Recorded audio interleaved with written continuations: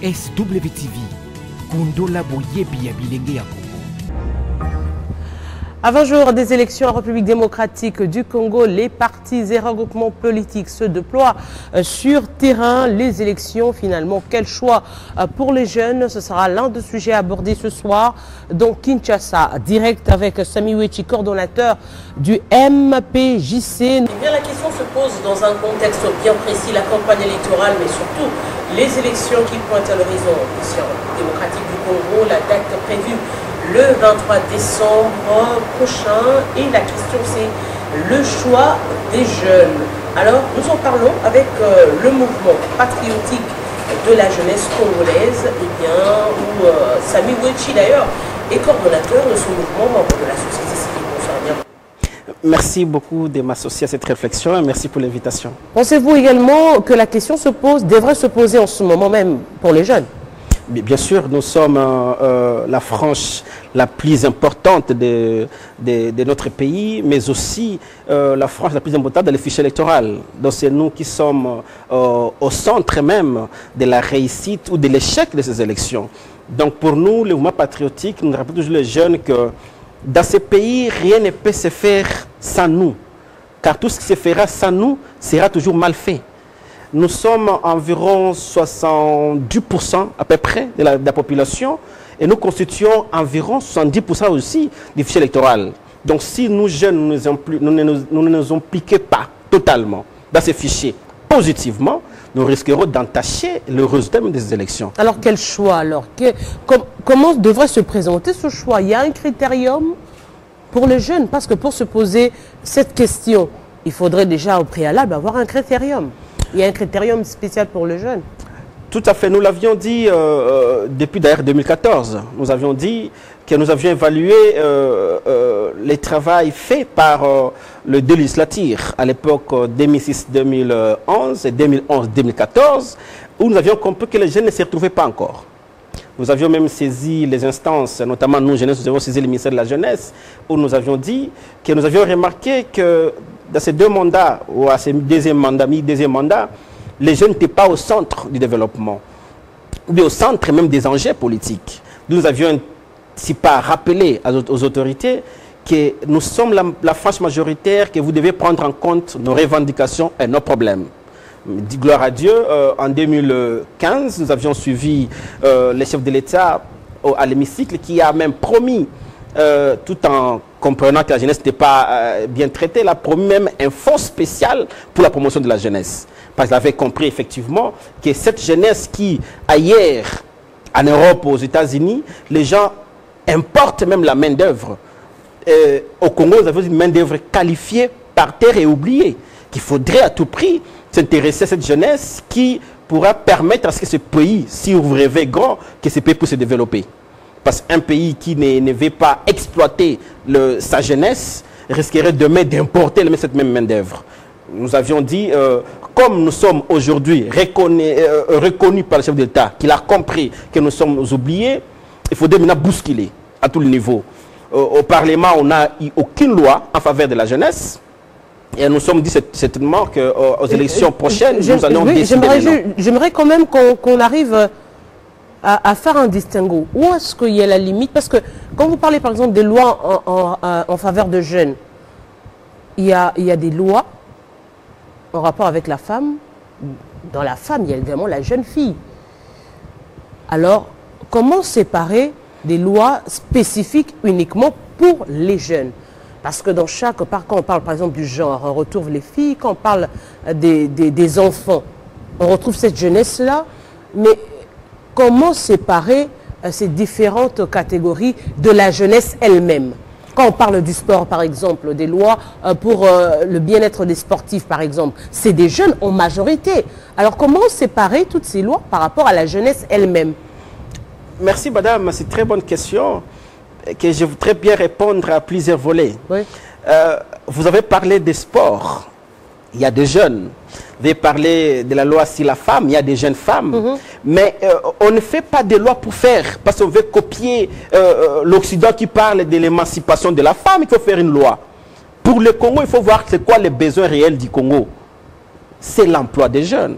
Nous sommes un pays traité aujourd'hui qui, les estimations sont environ 80%, 95% de la population au chômage.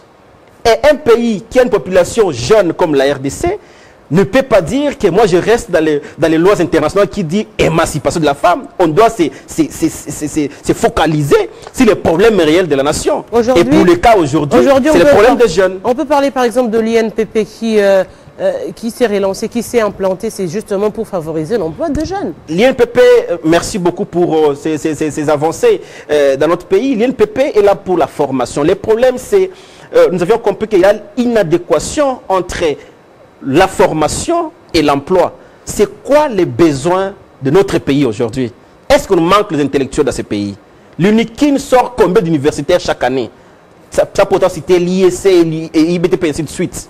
Mais combien de ces jeunes, après l'université, sont automatiquement embauchés ou trouvent des mécanismes de créer eux-mêmes pour les propres emplois? Ne pensez-vous pas justement que c'est là même le nœud du problème, parce que tout le monde veut faire ce que tout le monde fait?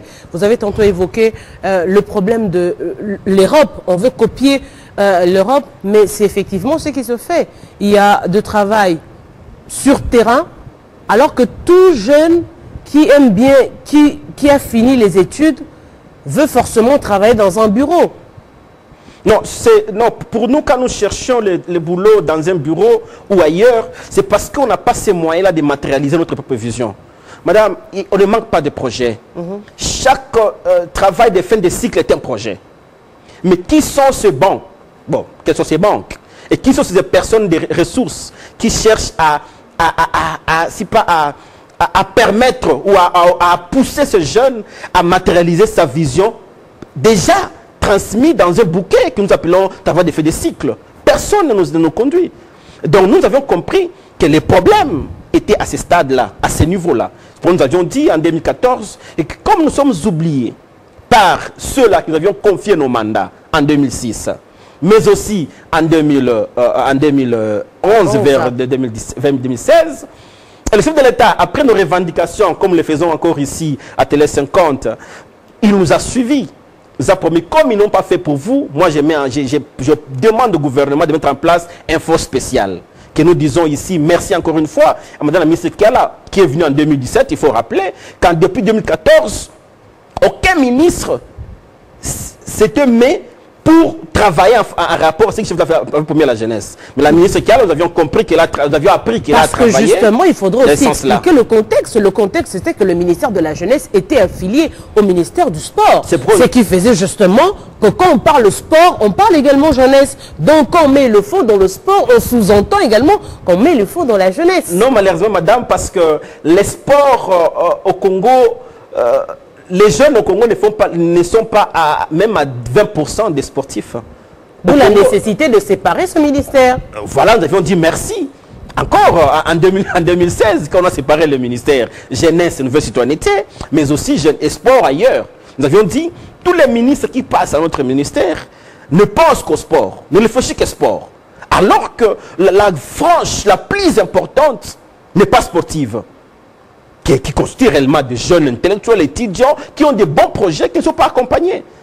Nous disons aujourd'hui que malgré qu'on a pensé à nous séparant avec le ministère des Sports, mais les mécanismes ne sont pas encore bien implantés pour permettre à ce que les jeunes puissent se développer. Alors dans le contexte actuel, quel devrait être le choix? Comment devrait être orienté le choix de la jeunesse? Parce que nous sommes dans le contexte où il y a campagne électorale pour les législatives, mais également pour la présidentielle. Voilà, je voulais effectivement arriver là.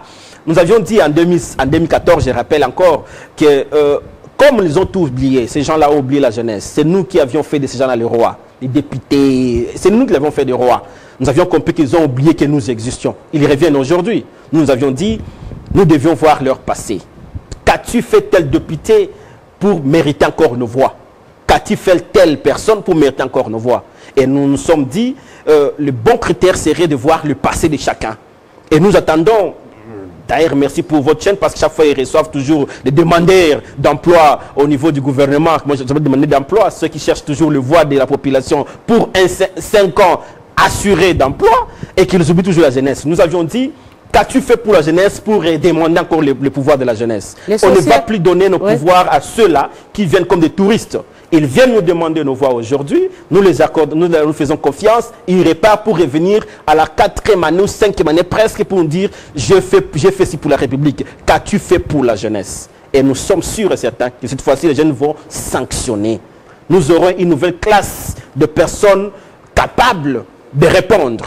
Et nous avions dit d'ailleurs avec nos répondre à quoi exactement? Au problème réel. Okay. Nous ne pouvons pas rester là pour copier un député européen qui a proposé une loi en faveur des femmes. Vous faites le copier-coller cette loi-là, vous amenez au Congo. Au Congo, on n'a pas besoin de loi spécifique pour ces femmes-là qui veulent simplement, peut-être, ou ces jeunes, qui veulent simplement faire la politique. Non.